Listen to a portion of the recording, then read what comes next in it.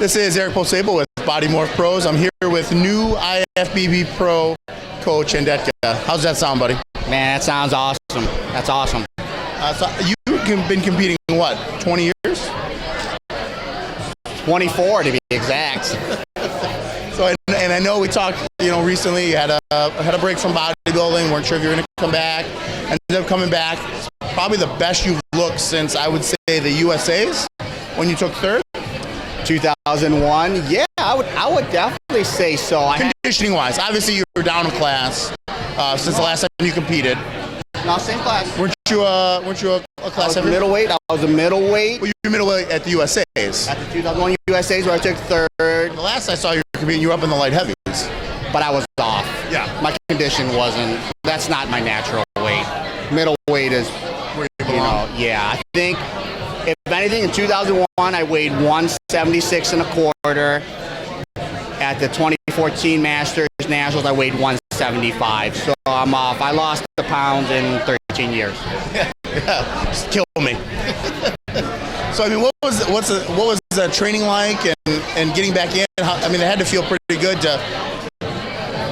Even not winning, you still had amazing shape, amazing conditioning, and then to win it is like icing on the cake. You know what? How everything transpired, I know a lot of people have said to me, it was a long time overdue, should happen years ago. But you know what? To be able to do it, to have my kids, to do it while being a parent, spending time with my kids, playing the role of a father, as you know. But it's rewarding. Working a full-time job, a real full-time job. Yeah, you're not like a trainer working 5 hours a week. You're hustling. I wasn't sponsored. And for it to happen the way I did, and not only to win my class, to not get the top 3, but to win the overall. Like as my daughter would say, the best of the best. That's what she calls me. I love her. Gotta feel good, right? The king of kings. I gotta teach her the king of kings. That's even better. How old is she now? She's gonna be 6 in a couple months. How fast does it go, right? Yeah, she just started school, so she loves taking me to school and showing me off, like to her friends, the teachers. You're like a superhero. Daddy, take your shirt off. Show them your muscles. Flex your arms, Daddy. So no, for the way it transpired, I'm very happy because you know what, I could have years ago. I wanted the life of eating, sleeping, training, being sponsored, having time to train whatever I want, do cardio whenever I want, have someone prep my meals. It's not realistic. Yeah. It's not for everybody. Well, and winning it this way, you've got a much different take on. It's sweeter. Got a different outtake on life. A little bit more appreciation for it. Yes, much more. I think if I would have turned professional in my early 20s, I probably would have thrown it away. I would have found a way to, mess it up or. And you know what? Again, we were all dumb and young at one point. No one to share it with. And like I said, having my kids in my life have made it more, reward. Because 2 weeks out, if they wanted to go McDonald's Playland, guess what? We're going to McDonald's Playland. Yeah. I don't, Yeah, you're not going to deny them because you're dieting. Exactly. Why should they be? Well, no, we can't go because Daddy's on a diet. And that's not parenting. That my first and foremost. Well, it is. It's terrible parenting. Yes.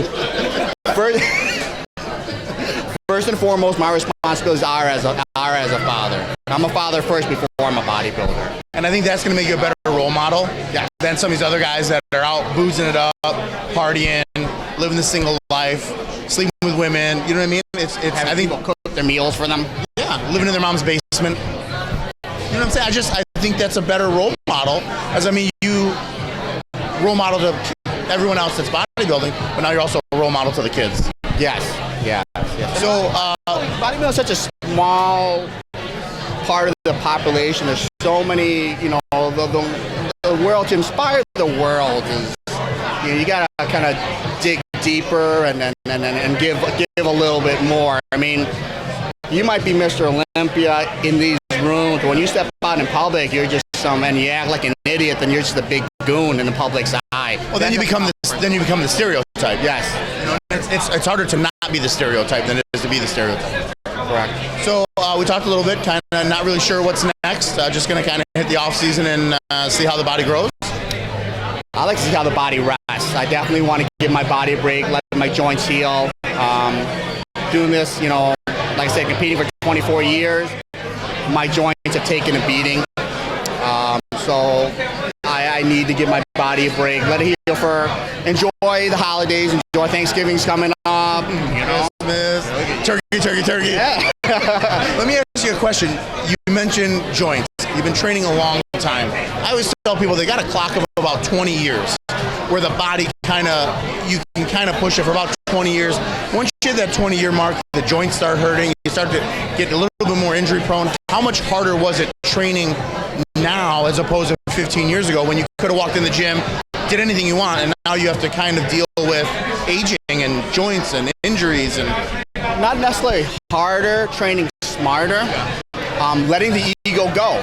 Yeah, I can't get in there and grab the 100-pounders and start, you know, doing incline press with that. It's a lot more squeezing, it's a lot more focusing, contracting, posing.